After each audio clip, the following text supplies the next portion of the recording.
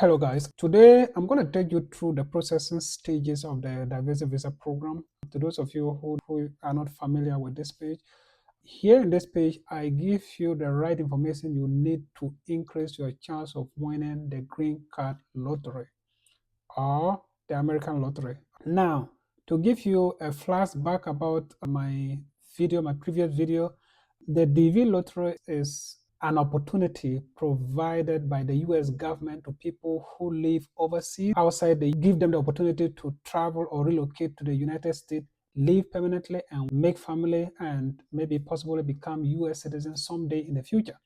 So this program has been in existence since 1995.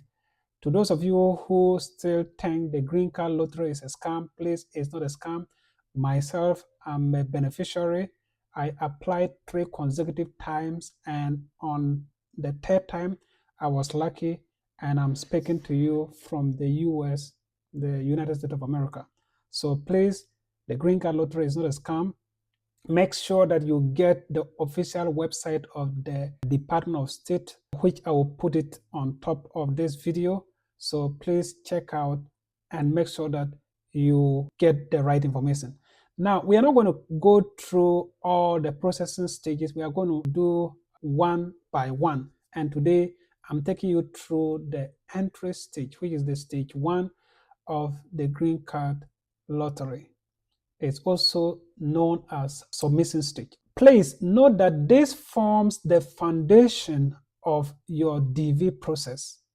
I said it forms the foundation of your DV process because it determines whether you'll be granted visa or you won't be granted visa. So the only way you can increase your chance of visa issuance if you win is providing the right information and be honest. So again, it forms the foundation of the DV process.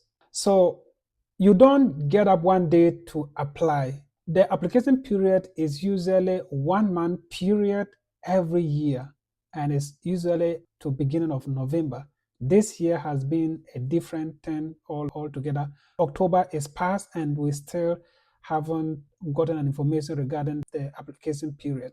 So please, fingers crossed, wait until the Department of State comes out with the application date.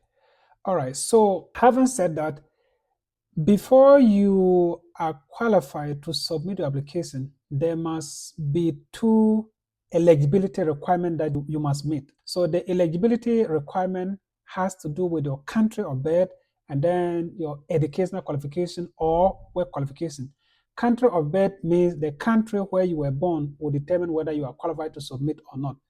Educational qualification has to do with your level of education. So the minimum education that one must have to submit an application is high school or high school diploma. So if you have a high school diploma or you complete a high school, then you stand a chance to submit an application. Your country of eligibility or your country of birth also determines whether you are qualified or not. Africa, the only country in Africa that is not included in the green card lottery is Nigeria.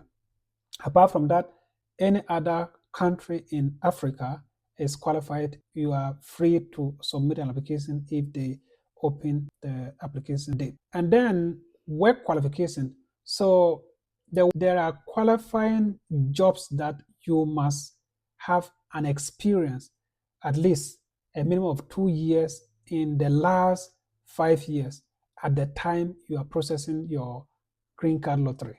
So you must have a qualifying work experience at least 2 years in the past 5 years to qualify to submit your entry. All right, so I'm going to take you through the entry form details, what you need to do, what you need to avoid. And I have my information here, so you will see me glance through, make reference to make sure that I provide you with the right information and to help you increase your chance of winning. Now, they will ask of your name, your last name and your first name. If you have a middle name, make sure that you arrange it in a manner that it appears on your traveling passport or so your birth cert and your passport should be a reference how it is arranged in those documents, you have to make sure that you put them in that manner. Your gender, if you're a male or female, please make sure that avoid this kind of mistake. So make sure that you provide the right information, or you click, it's kind of like a check box, so you check the right information. Now your date of birth. So I know in Africa, particularly Ghana, the day comes before the month and then the year. But I think how it is arranged is the month, day, and then year. So make sure that, take note and make sure that you provide the right arrangement according to how it appears on the form. So put them accordingly. Now, city of birth. Your city of birth is where you were born. Make sure that you put the right city of birth, and it's usually appear on your birth certificate for Ghanaians. I don't know of other African countries, but make sure that you put the right information and the correct spelling. Make sure that you spell it correctly. Now, they will also ask of your country of birth. So your country of birth, make sure that you spell it correctly. Now, country of eligibility. So there are two terms here, and you have to take note. We have country of eligibility and then your country of residence. So you are a Ghanaian and you are living in Nigeria. Even though you are submitting the form in Nigeria, but your country of eligibility is Ghana, but your country of residence is Nigeria. Your country of residence is where you are currently at the time you are submitting the form. Your country of eligibility is where you were born. Please put them accordingly. Now, they will also require you to put your passport photo details, the issuance date, expiring date, your date. Make sure you put the right information. Avoid omission of names, avoid omission of letters. The passport photo requirement, you have to also upload your most recent passport photo. Now, the passport photo, it should be within 6 months. It shouldn't exceed 6 months. It must meet the US visa photo requirement. That is 600 by 600 pixels, white background, neutral expression, no filters. Neutral expression in the sense that you are not going for any beauty contest. So if you are smiling, let your smiling be natural.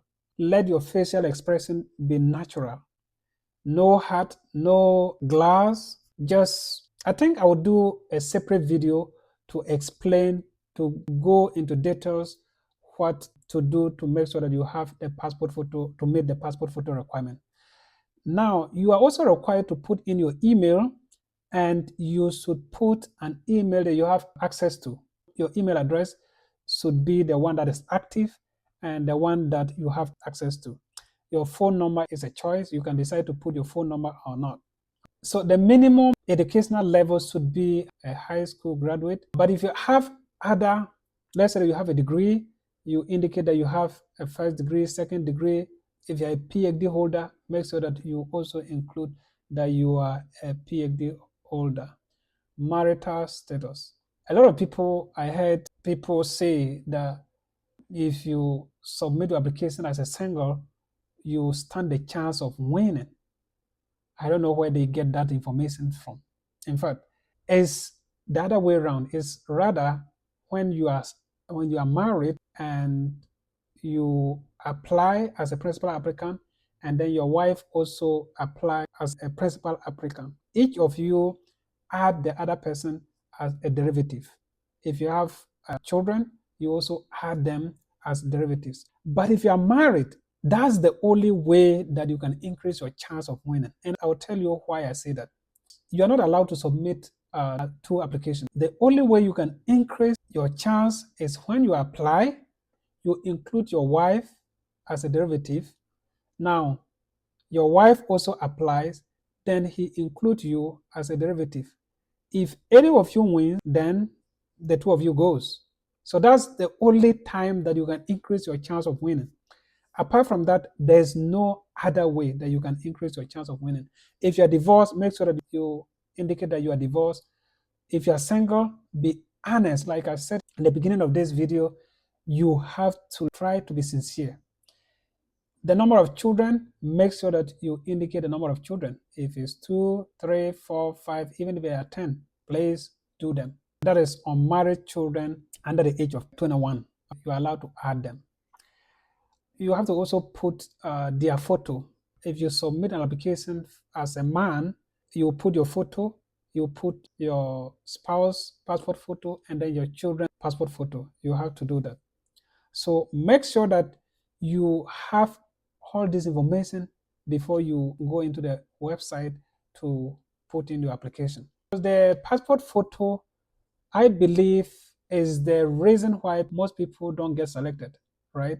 The Department of State has a very sophisticated system that can detect if you add colors in your photo. If it doesn't meet the US visa passport photo requirement, automatically it will just disqualify you. If you submit your application, you receive a confirmation page. The confirmation page contains your year of birth, not the date of birth, not the entire date of birth, your year of birth, your last name, and then a unique number. That is the confirmation number. You need this information to go back in May, right? After submission, you wait until May the next year to check your results. So you need this information to go back to the website and then check to see if you are selected or not. Now, people will submit the application and then they expect an email to announce that they are selected or they are not selected. You are not going to get that. You are not going to receive a text message or you receive an email or a call telling you that you are selected for the green card lottery. You are not going to get that. If you ever receive things like that, it means it's a scam. So take note and don't get scammed. So things you must not do, things you must avoid. Number one, multiple entries by the same person. Please don't do it. Number two, mismatch names, wrong photo format or old photos. Please don't do that. Forgetting to include spouse or children. Please avoid it. Using someone else's email or address. Please avoid that. And do not pay for someone to do it for you. Avoid. Now, these are frequently asked questions regarding the first stage of the diversity visa program. Now, first question is that, can I use my phone to fill the form? Yes, you can use your phone or any other device to fill your form. Question number two, what if my passport expires before the results? Now, if your passport expires before the results, no problem. After the result is out and then you find out that you've won the DV lottery, what you must do first is to renew your passport. In fact, after submitting your application, if your passport expires during the waiting period, make sure that you renew even before the results are released, because you need to submit your DS-260 as early as possible to get DQ'd, documentary qualification, to get your documents processed very fast, because it's first come, first serve. So please don't let anything delay you. So if your passport photo, your passport expires within the waiting period, please get it renewed before the results are out. So yes, you have to renew your passport and then you use your new passport. You use your old passport because they're going to request the expired passport photo, the expired passport number, and then the new passport number. They are going to ask both. So you have to have that information to fill the DS-260. Question number three, can I update my information after submission? No, you can't update your information after you submit that. The fourth question is that, can couples apply separately? Yes, I think I've already explained that. What if I have a child born after submission? No problem.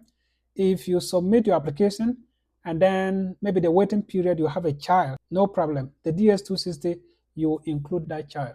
Even if you submit after submission within the waiting period, you get married, no problem. The DS-260, you had your spouse name information and everything. Do I need a visa agent? No. Please, I never involve any person except God. I applied 3 consecutive times, and I was lucky on the third attempt. And I never involved anybody throughout the processing period. I never involved anybody except God and my uncle who sponsored my visa processing. I never involved anybody. Does applying affect future US visa application? No, it doesn't. How many people get selected? About 100,000. Our time, it was 130,000 people who were selected that year. I think this is all I have for you. This is all the information you need for the stage 1 of the DV lottery. So if you find this video useful, the right thing to do, and then share to your friends to also help them get the right information to increase their chance of coming to the US. So if you have any question to, please go ahead and then use the comment box and then send me all your questions, and I'll be glad to give the answers to the best of my knowledge. All right, until we meet again, our next video, I'm going to talk to you about the stage 2 of the DV lottery. So please stay tuned. Thank you.